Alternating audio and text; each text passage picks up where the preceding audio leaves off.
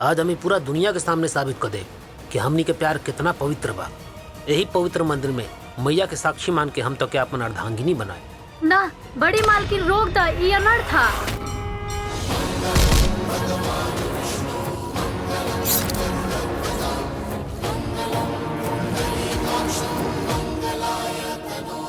आजा बिटुआ, चल घर ही चले के हमने क्या है? हाँ भाई,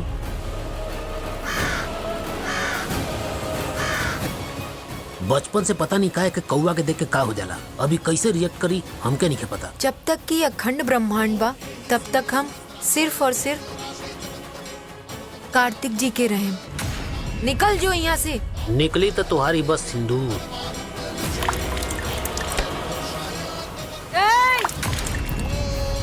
माफ करिए बड़ी मालकिन, हमें बियाह के ना मानी ले।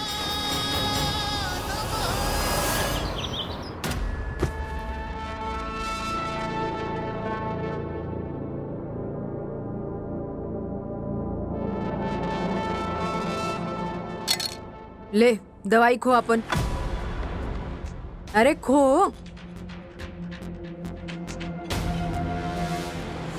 अब दिमाग के घोड़ा कहाँ दौड़ाते रहते? जब सोचे के चाहिए तब सोचले नहीं थे।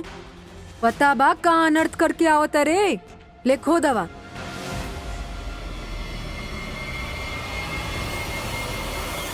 अरे कहाँ जाता रे? रुक, हम कहते रुक। तनी देर उनके अकेला छोड़ दौर मिला। जवान कुछ भी कैले बाड़े, ओके सोचे और समझे खातिर मौका मिली। बिल्कुल ठीक कहा था उन भैया। चलिए।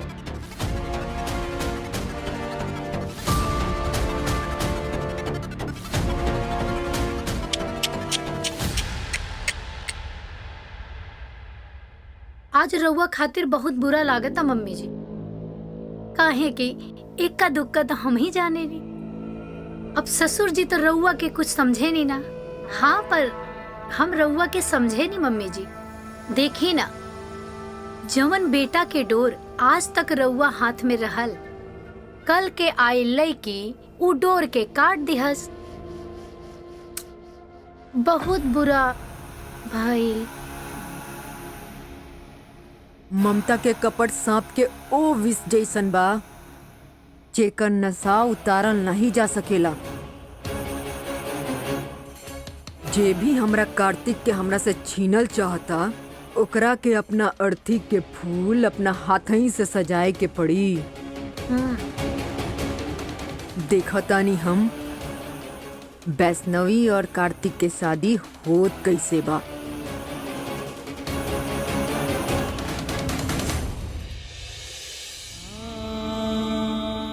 शादी के ना माने लो। एक का बोलत हो यशोदा? मैया की साक्षी मानकर कार्तिक वैष्णवी का मांग भरले हुवन और हम ओकी सच्चे दिल से अपन बहू स्वीकार कैली है। फिर कौन बात का समस्या बा? समस्या तो रउआ सामने बा बड़ी मलकिन, लेकिन रउआ देख ना पा रहल बानी। हम रउआ खातिर अपन जान भी दे सकीले, लेकिन अपना जान से प्यारी बच्ची के ऐसे घर में ना भेज सकीले जहाँ ओकरा मान सम्मान के ठेस पहुँचे, जहाँ ओकरा चरित्र पर सवाल उठावल जाओ, बार बार अनाथ होके के ताना मारल जाओ। हम अपनी बिटिया के जानी ले मलकिन, वो घुट घुट के मर जाई, लेकिन रउआ लोग के सामने एक आवाज तक न उठाई। सब कुछ जानला के बाद हम ओकरा जिंदगी के साथ कैसे खिलवाड़ कर सकीले? का कहे चाहे लू यशोदा? तू ये रिश्ता से इनकार करत हो? रउआ के जौन सजा देवे के बा हमके दे मलकिन, पर हमके अपने लड़की की खुशी के बारे में सोचे के बा। हम माने नहीं कि रउआ अपन पूरा मन से ओकरा बहुत स्वीकार कैले बानी, पर बाकी घर वाले ना मलकिन। हम अपन लड़की के ऐसा घर में ना भेज सकीले जहाँ होकर वो घर में बहू बनने लायक ही ना समझल जाओ। माफ कर दी हमके। यशोदा, एक बात भूल गई हो। सालन पहले ई बच्ची तोहरा के घाट पे अनाथ मिलल रहे, तब हम ही रहली चितो के पाले पोसे का जिम्मा सौंपले रहल। ई छठी मैया के ही बेटी है। मैया एक ही कुछ सोच के ही तोहरी गोद में डल लिया, एक ही अपने पास रखा। हमको बहुत खुशी बा कि ओ दिन हम ई फैसला कैली। हमके माँ का चिंता का सम्मान है यशोदा, लेकिन सिंदूर का लाज भी हमके बचाए के हुई। ठीक है, हम सब घर वालन के राजी कई के धूमधाम से तोहर दरवाजा पे बारात लेके आई।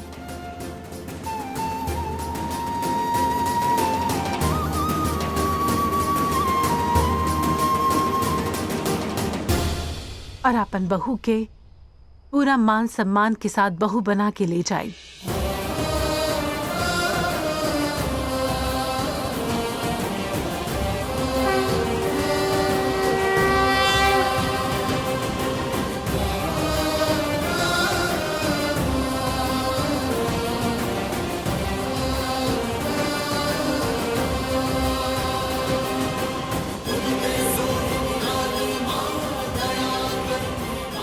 मैया की लीला मैया ही जाने, ना जाने कैसे मनैहन सब घर वाला लोग के।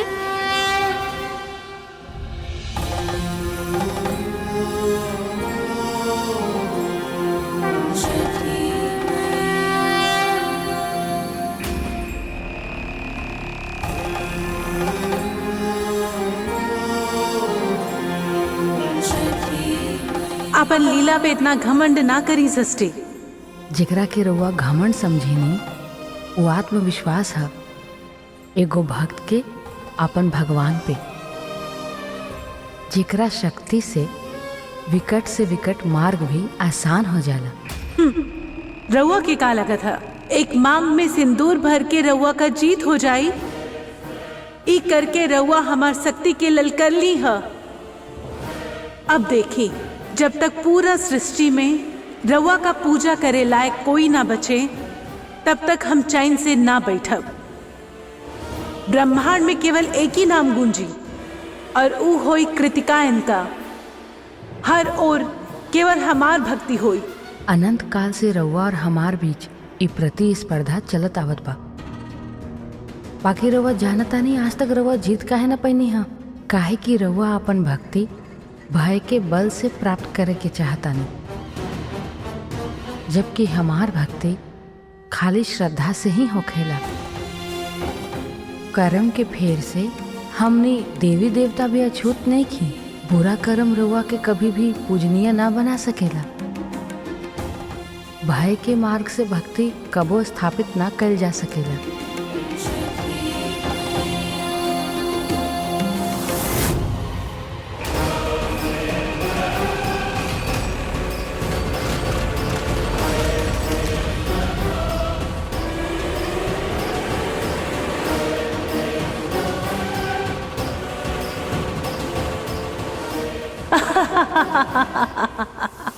भय से भक्ति का मार्ग तो हम स्थापित करके रह षष्ठी।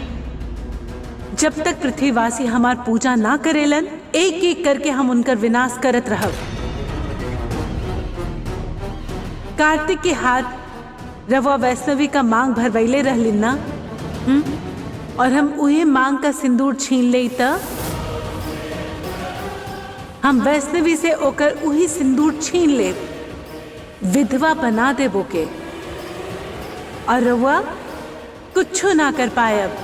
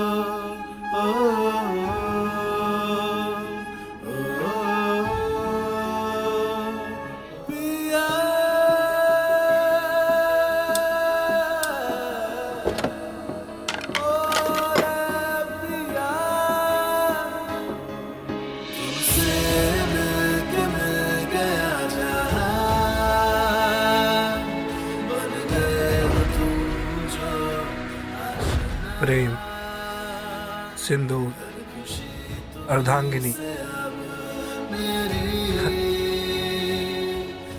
वैष्णवी, वैष्णवी कार्तिक ठाकुर, वैष्णवी कार्तिक ठाकुर।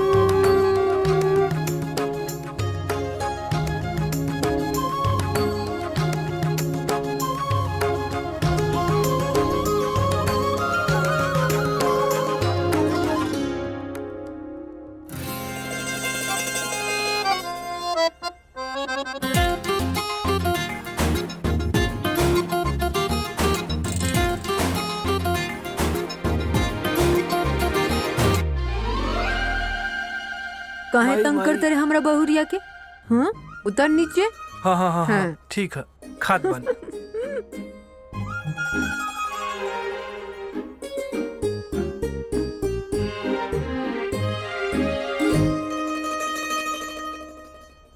हकीकत और सपना में बहुत फर्क होला बेटा।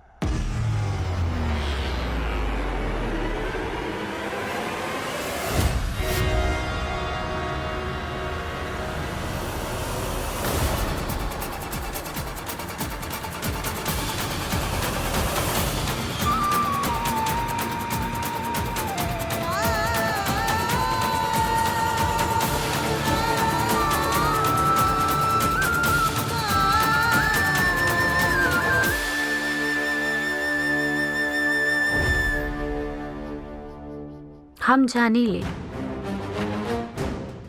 तू कार्तिक बाबू के साथ जिए के सपना देखा तारू, पर हमके एक बात बतावा, का तोहरा उस सपना में उनका परिवार वाले ए रिश्ता से खुश दिखाई दे तारे? लेकिन मौसी, बड़की मालकिन बोले रहली ना कि हाँ, बड़ी मालकिन खुश बाड़ी ए रिश्ता से, लेकिन हवेली वालन के नियत हमके ठीक ना लागत बिटिया। मानत आने की बड़ी मालकिन के मन रखे खातिर वो लोग राजी हो जाता रे। तोहरा ससुराल जाए के बाद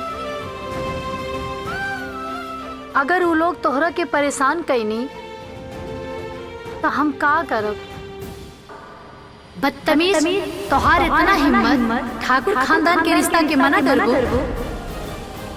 देख रहल बड़े अम्मा, अब भाई से सर चढ़ गल बाई। मौसी, लेकिन कहीं भी शादी करबू तो दीदी के साथ ऐसा हो सकेला?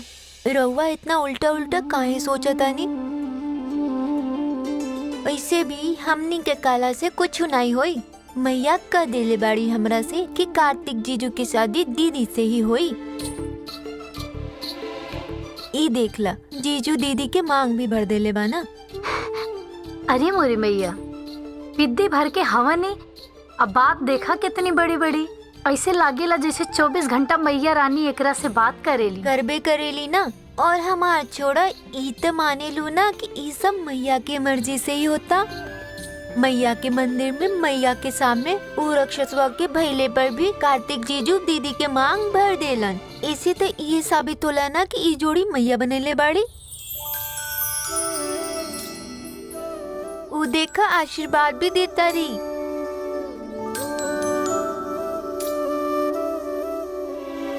छोटकू सा चिकलू बाटे और बात देखा संत साधु जैसन करेला। हमार क्यूटी पाई गिन के 4 दिन भी नहीं केवल तोहरा साथे, लेकिन ऐसा लागेला कि अगर तू चल गईला तो हम कैसे रहम तोहरा बिना।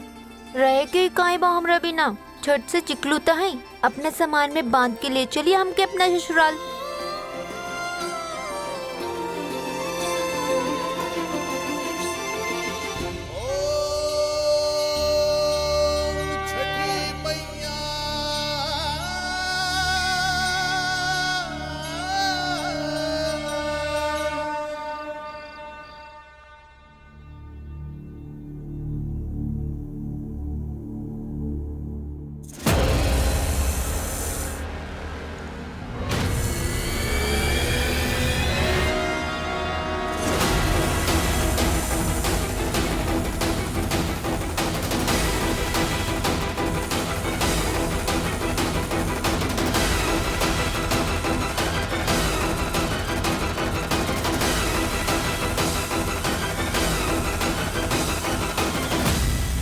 माई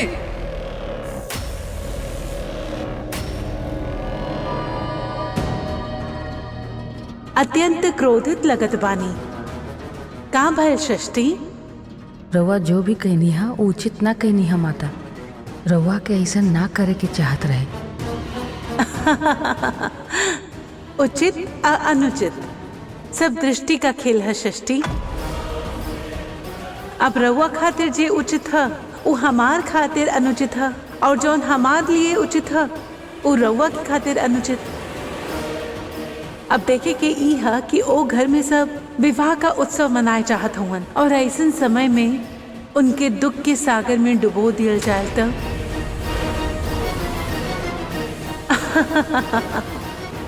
माई माई साहब कोनो बुरा सपना देख लगा? माई हाँ माई वो साहब बा वहाँ पर। हैं? हाँ साहब। हाय मोरी मैया।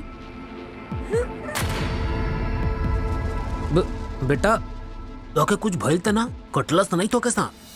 हाय मोरी मैया, भगवान कितना कष्ट दी हमरा बेटा के। अरे केहू केहू डॉक्टर के तो बुलवा ला लोग। नहीं नहीं नहीं माई, डॉक्टर नहीं। हाँ ठीक है, हमके ना कटला सर। वो कहाँ चागल बीच में और वो खुद मर गए।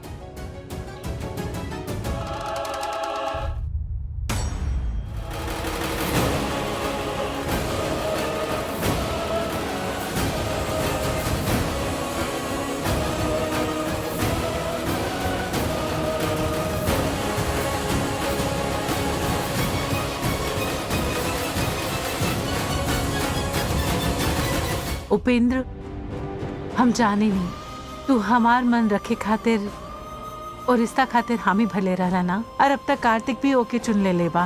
हमरा नहीं तो कम से कम कार्तिक का सोचा। समय समय पर वैष्णवी उनकी बुरी नजर से बचैलिन हा, ओके नजरअंदाज ना करा। वैसे ही हमार बबुआ बहुत कुछ झेले हुआ, कम से कम ओके खुशी खातिर हाँ करता। तो के कुछ हो सकत रहे। भगवान के शुक्र बाकी हमार बच्चा बच गई। बच गई कि मरते मरते बचला जी। आजू हमार बेटा उ मनहूस के मांग भरला सिया। आजू एकर मनहूसियत हमरा बेटा के जान ले ली। अम्मा, आज तक हम तारा भक्ति पर विश्वास करत रहनी, लेकिन आज हम अपना आँखी से देख लेनी अब शगुन होखत। हमार बात मानी अम्मा, वो लड़की हमारा बेटा की तरफ पनौती बिया पनौती ना। और मिला सब नजरिया का फर्क है। तो क्यों लड़की मनहूस लगा था, जबकि आज वही लड़की की वजह से कार्तिक का जान बचल है। एक पल भी केहू सोच ले है कि कार्तिक आपन ही तस्वीर आपन छाती से लगाकर काहे सोवत रहलन।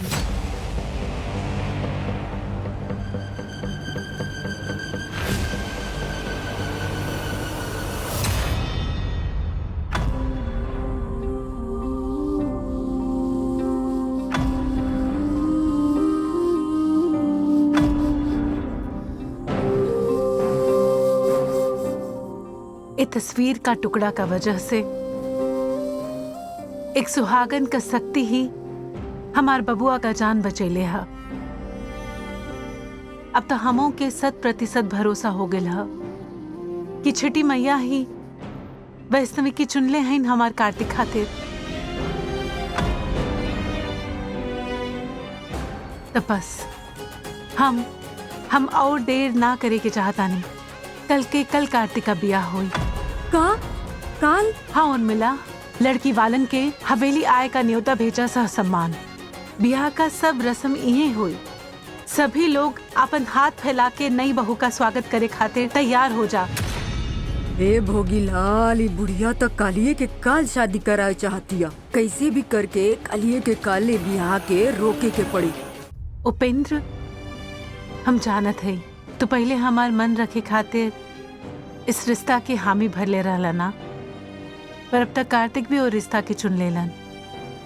मिट्टी से जुड़ी लड़की रिश्ता निभाए जाने ले हमरे बबुआ का कमजोरी जान के भागे वाले ना हो, बल्कि ओके सच्चा मन के पहचान कर ओके अपनाए वाले में से है। हमार नाता कम से कम कार्तिक का ही सोचा। समय समय पर वैष्णवी ओके बुरी नजर से बचैले है। कार्तिक का अचानक ए तरह से पेंटिंग बनावल और आज वही पेंटिंग की वजह से सांप के वार से बचल। मैया कौनो गहरा संदेश देल चाहत हईन, ओके नजरअंदाज ना करा। वैसे ही हमार बबुआ बहुत कुछ झेले हुवन। कम से कम ओके खुशी खातिर हाँ कर दा।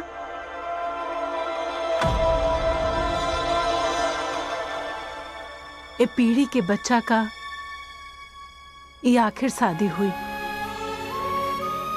यही खातिर हम चाहिला कि हमार पूरा परिवार खुशी खुशी धूमधाम से ये शादी रचाए, काहे से कि अगला पीढ़ी के कौनो और खुशी में हम शामिल ना हो पाई। अम्माई कैसन बात करता तू? राउर लंबा उम्र होखे, दीर्घायु होखे, रुआ रुआ हमार उम्र लग जाए, ऐसन मत बोली। रुआ ना कार्तिक के शादी के तैयारी करवाई। पूरा घर जन बा खुशी खुशी शामिल होइयो में।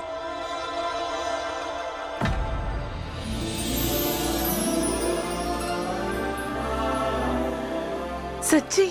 अम्माई ठाकुर के जबान है, 100% सच्ची। तो बस हम और देर ना करल चाहत हई। कल का कल कार्तिक का ब्याह हुई। का काल? हाँ उर्मिला,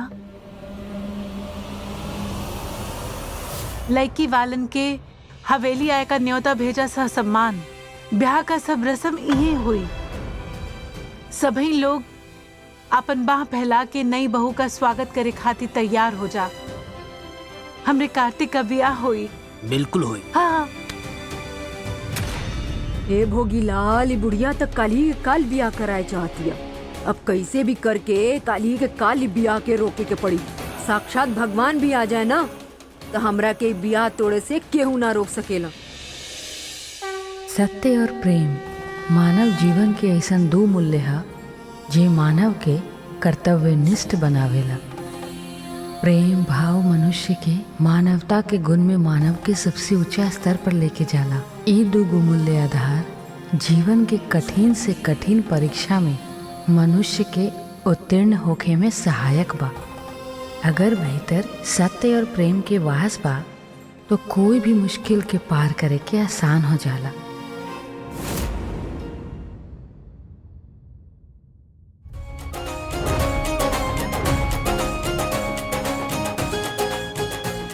मूल ब्रह्मास्त्र मिलल बा कि शादी टूटी तो टूटबे करी।